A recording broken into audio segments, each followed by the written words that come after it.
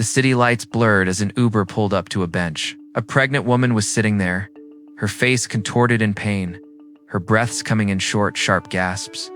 She was clearly in labor.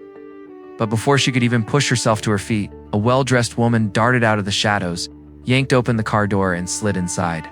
"I have an important meeting," she snapped, slamming the door. "I'm already late. Drive." The driver turned, his expression puzzled. "Ma'am, this isn't your ride," he said calmly. "That woman over there? She's in labor. She needs to get to the hospital now." The rich woman scoffed, not even glancing at the person in need. "That poor baby isn't as important as my contract," she sneered, leaning forward. "I'll give you $10,000. It's 3 months' pay for you. Now just drive." The driver didn't hesitate. He reached over and opened her door. "Get out." But just then, a weak voice stopped him. It was the pregnant woman, leaning against the car for support. "Please," she whispered, her voice trembling. "There's no time. We'll share the ride. Just drop her off first." The rich woman rolled her eyes with a smug smile. "See? She's smarter than you." When they arrived at the gleaming office building, the woman stepped out, tossed $40 onto the passenger seat, and started to walk away. The driver called after her. "What is this? You promised $10,000? She laughed, a cruel, mocking sound. "The poor people are always trying to get rich quick. You're lucky I even paid $40 for a shared ride in this awful car." The driver just sighed and hit the accelerator, speeding toward the hospital. As they pulled up to the emergency entrance, he turned to the pregnant woman and handed her a bag.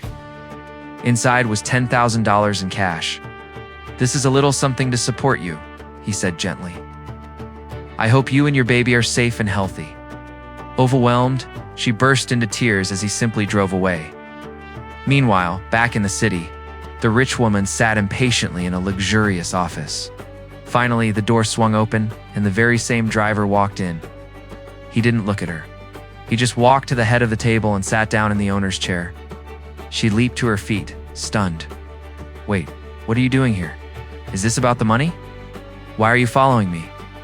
The man looked at her, his expression unreadable. "I'm the owner," he stated plainly. "My father has been a taxi driver for 30 years. He was supposed to be working today, but he fell sick, so I decided to take his shift." The color drained from her face. "Please," she begged, her voice desperate. "Forgive everything I said. I worked a whole year for this deal. It's worth $3.5 million. He just shook his head.